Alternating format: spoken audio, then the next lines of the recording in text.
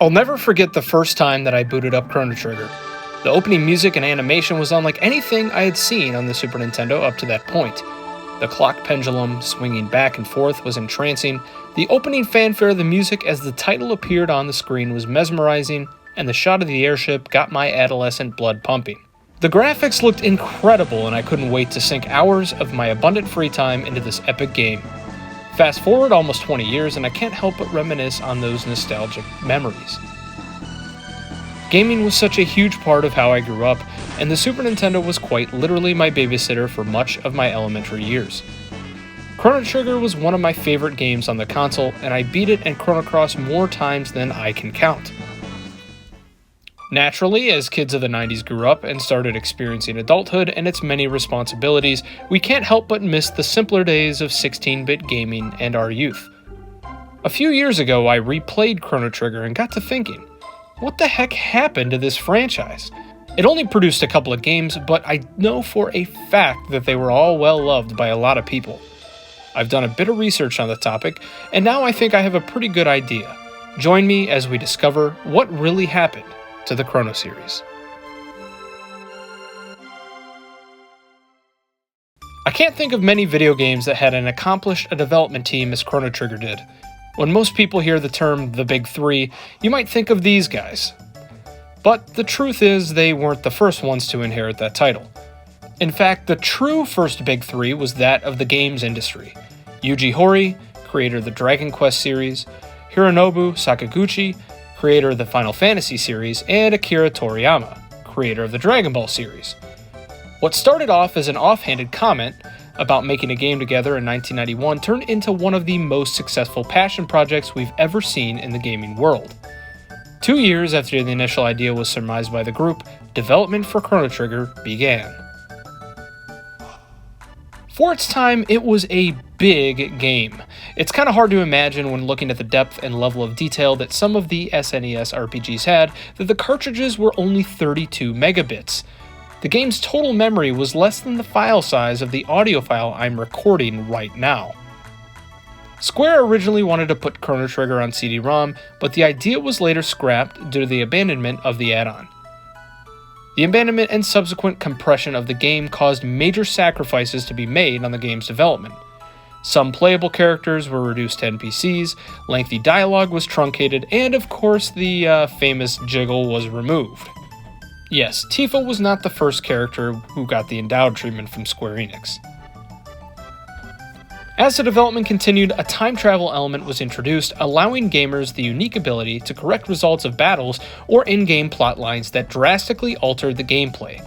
The initial plan of the game itself even had a permanent Chrono death, which was later changed at the request of Horii.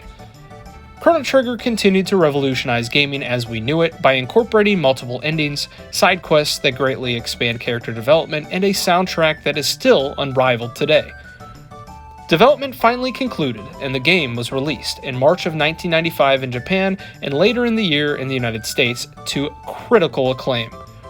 IGN rated the game a 9.5, while the infamous Famitsu aimed a bit lower with a 34 out of 40. Still a respectable score.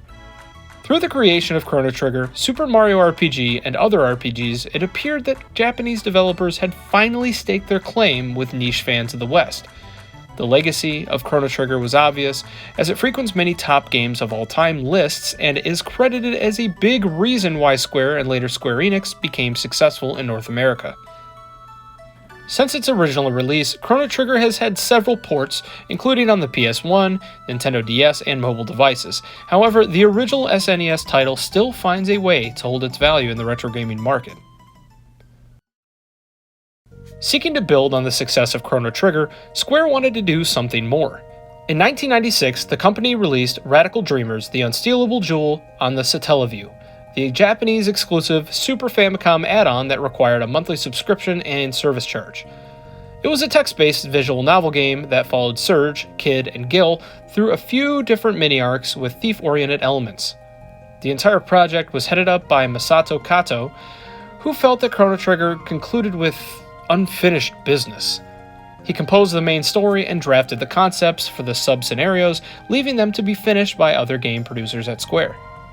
Kato's team completed Radical Dreamers in only 3 months under a rushed production schedule, prompting him to label the game as unfinished in an interview. Kato regretted that the schedule hampered the quality of his work and explained that the connections to Chrono Trigger were evoked toward the end of the project only.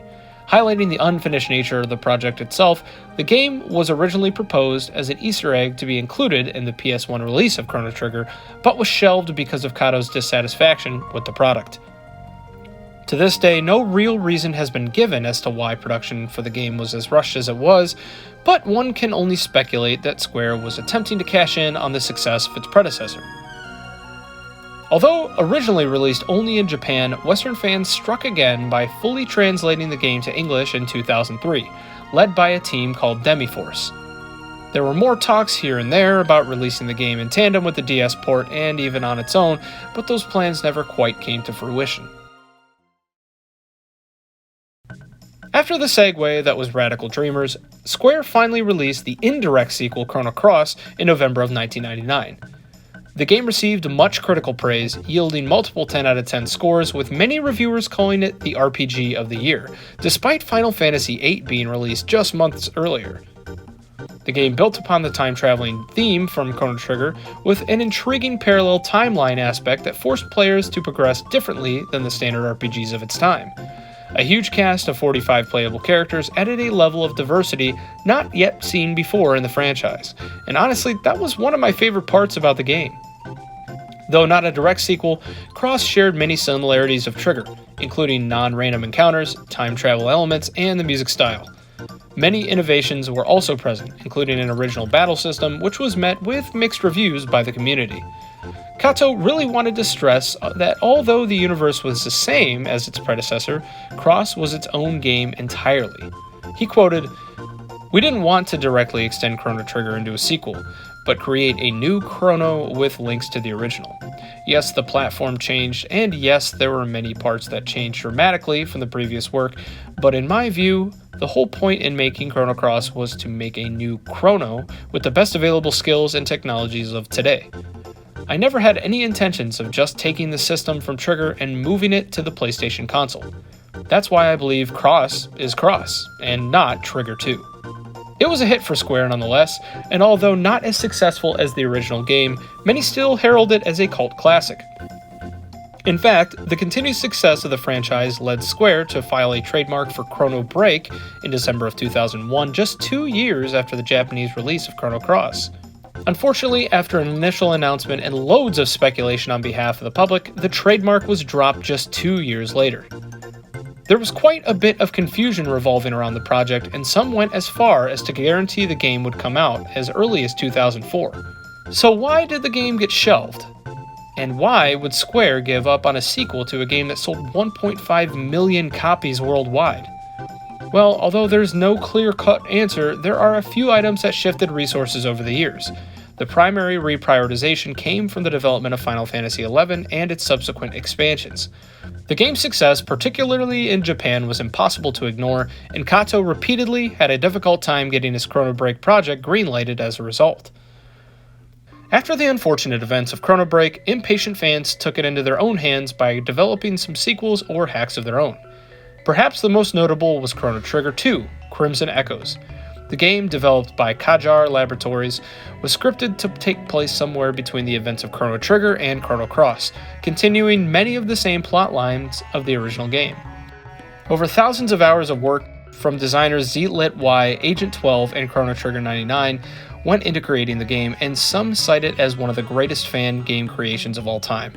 In development from 2004 to 2009, the game was more than just some fly-by-night ROM hack, and was markedly similar to what one would expect from a fully fleshed-out SNES release.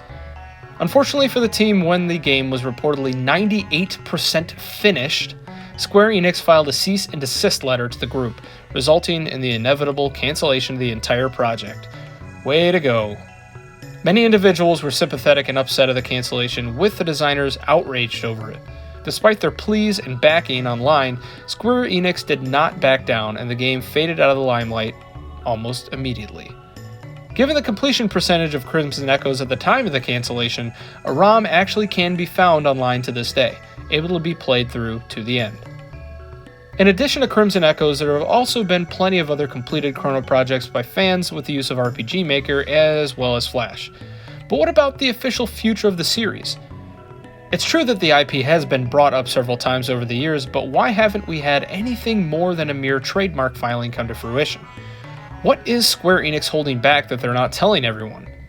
The truth is, in today's cutthroat gaming world, there are significantly less risks being taken than ever before.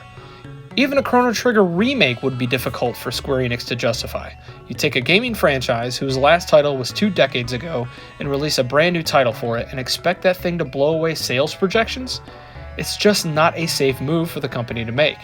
I can think of a few examples of franchises they failed to pick up again. Also, even if a sequel, remake, or spiritual successor got brought up by somebody at the company, who would work on it? Over 90% of the team involved since the beginning of the Chrono series is gone, including other members of the Big Three, which currently have major commitments outside of video games that they're working on. The unfortunate truth is that when running the market analysis on a new Chrono game, the numbers just don't lie. It would take an exorbitant amount of money and resources to pull this off, which unfortunately is something Square Enix doesn't have lying around at the moment. Let's not be quick to forget that Chrono Trigger itself went over budget by almost double the targeted amount and was likely only kept afloat by the high-profile individuals that were deeply involved in its production. It's odd, unlike most of the videos I do in this series, there's no title burnout, no companies that went out of business, and no selling off trademarks with the Chrono series. However, given all the research that I've done to find it even a little sliver of hope out there, it appears that Square Enix has no intention of ever revisiting the nostalgic franchise. Perhaps this series' best hope would be the trademark being dropped someday and the game being picked up by another studio or kickstarted along the way. The closest thing we may have gotten was the release of Another Eden, the cat beyond time and space.